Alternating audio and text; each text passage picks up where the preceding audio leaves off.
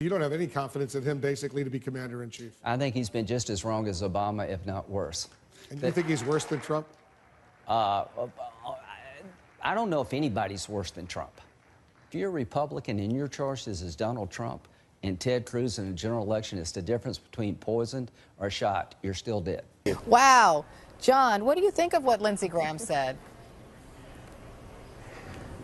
Well, I'll tell you, there's no love lost between outsiders and insiders, but Lindsey Graham, like other Republicans, rally behind whoever the nominee is. Look, these primaries are very sharp, very contentious, particularly as you get the actual voting. You saw how elbows grew sharper in last Democratic debate. I expect you're going to see this thing at tomorrow night's Republican debate. For someone like Trump, he doesn't dominate these debates. His best strategy is just to focus on what got him this far, which is restrictions on immigration and fair trade. I think some of the sharper exchanges tomorrow night are going to be between all of the candidates fighting for second place, and the person who's probably going to draw the most fire is Marco Rubio, because as the polls are showing, he's the candidate on the move who's emerging as the main challenger to Trump in New Hampshire. And Eric, I'm sorry I called you John. I didn't get very much sleep last night because I stayed up to watch the debate. I apologize for that. So Marco Rubio's surge is for real? Could he win New Hampshire?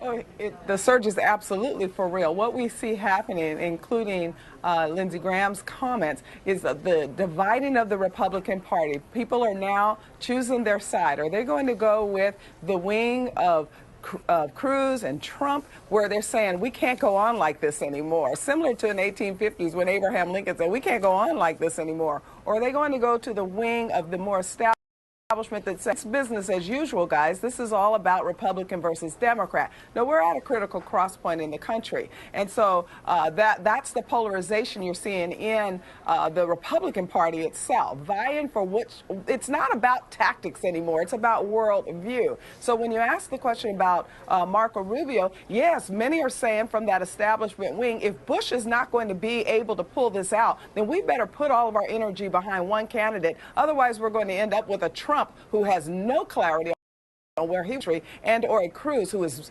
specific, who is focused, and who will make sure he leads the country back in the direction of freedom and personal responsibility. Well, Eric, let me ask you this. Whoever loses in New Hampshire, and I mean by lose, come in fourth place or below, should they drop out of the race? Well, that's a very personal decision, and each candidate is going to have to address that themselves. I do think there's going to be extraordinary pressure on any candidate who doesn't finish in the top three. So, you know, for a Jeb Bush, for a Chris Christie, or a John Kasich, this could be their last stand. And I think what's critical for them and what we need to keep an eye on is this independent vote. It's 44% of the electorate in New Hampshire. And unlike Iowa, they can vote in party primaries. So that's going to be a challenge for a pure conservative like Ted Cruz, but it could potentially give a lift to a candidate like John Kasich or Jeb Bush. So that's why I don't believe that it will end there. Oh, go ahead, Star. Finish your thought. That's why I don't believe that it will end there in New Hampshire. The point being that there are many more independents in that particular state, but that's not the rest of the country. I mean, the country is clearly divided. That independent vote is very small compared to the right and the left. So those that are thinking to get out there perhaps will be pressure on a Kasich and or a Christie, but because they're pulling away from that establishment personality, if you will. And if they start seeing that Cruz is going to maintain his energy and or Trump, then the party will put pressure on that establishment type to get behind one candidate. But I don't think that it's going to end in New Hampshire. New Hampshire is only one sampling. We've got, as somebody mentioned earlier, superdelegates to be concerned about, and therefore Bush is not going to get out because he has many of those on his side. All right, I have to leave it there. Star Parker, Eric Fernstrom, thanks to both of you.